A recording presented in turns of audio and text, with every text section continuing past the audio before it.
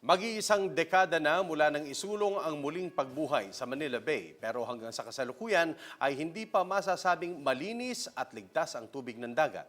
Ano nga kaya ang mga hakbang ng pamahalaan upang maisalba ang dating mayamang dagat na pinagmumulan ng kabuhayan ng mga Pilipino? May ulat si Rainiel Pawit. December 18, 2008, alinsunod sa Philippine Clean Water Act of 2004, inilabas ng Korte Suprema ang isang mandamus na naglalayong linisin at muling buhayin ang Manila Bay. Ayon kay Engineer Climaco Jurado, focal person ng Manila Bay DNR EMB Region 3, pangunahing layunin nito na maibalik sa SB level ang tubig sa Manila Bay kung saan ligtas na ito para languyan ng tao. Hindi pa siya gaano pumapasa sa hinahangad natin na classification na tinatawag natin class SB. So, meron tayong mga parameters kagaya ng fecal coliform na lumalampas talaga siya sa water quality criteria natin. So, hindi na pa natin na-meet yung class SB. Nakasaad sa mandamus na kailangang makipagtulungan ng mga water service provider upang mabawasan ang polusyon sa tubig. Government is doing its share to really monitor and ensure that the Manila Bay will be protected. And it is also mandated upon all the water service providers to comply with that Supreme Court ruling. Itinalaga ang Department of Environment and Natural Resources o DENR para pangunahan ang pagbuo sa Operational Plan for the Manila Bay Coastal Strategy o OPM-BCS. Ito ang paraan na nakikita para maisalba ang Manila Bay. Inatasan din ng Supreme Court ang 13 ahensya na tulungan ng DENR sa pagpapanumbalik ng sigla ng Manila Bay. Kabilang na riyan ang Metropolitan Development Authority, Department of Education, Department of Health, Department of Agriculture, Bureau of Soils and Water Management, Department of Public Works and Highways, Department of Budget and Management, Philippine Coast Guard, Philippine National Police Maritime Group, Department of Interior and Local Government, Metropolitan Water Works and Sewerage System, at Local Water Utilities Administration.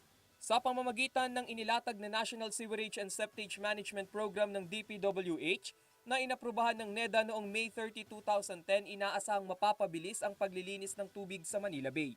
Sa ilalim ng programa ay tiniyak na malinis na ang sewerage at septage o daluyan at bagsakan ng mga tubig mula sa mga kabahayan at establishmento. Ang aim talaga is by 2020, all LGUs meron na po sila at least a septage treatment facility if not a sewerage facility. Sa ipinatupad na Sewerage and Septage Management Program ay gagastos ang isang kabahayan ng 3 hanggang 5,000 piso. Dapat po ang bawat po bahay, household po, yung pong mga septic tank nila, yung pong pinag-aanuhan ng mga dumi. So dapat pinapasipsip po natin every 3 to 5 years. Ang cost po ng pagpapasipsip is minsan po 1,500 to 3,000 or 3,000 to 5,000 per pagpapasipsip. Pero hindi tulad ng nakasanayang bottomless o diretso sa lupang septic tank ay hinihikayat ng DPWH na gawing sementado ang mga bagsakan ng dumi. Hinihikayat din ng DPWH ang tamang paglilinis ng mga septic tank dahil kailangang dumaan sa tamang wastewater treatment ang ginamit na tubig bago ito itapon sa ilog o dagat.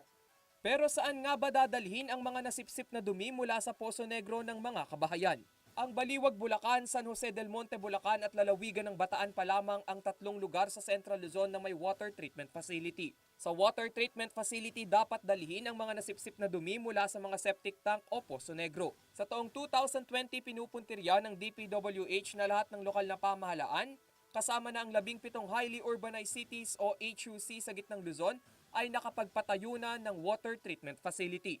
May provision din na pwede siya makulong. Meron tayong tinatawag na gross violation.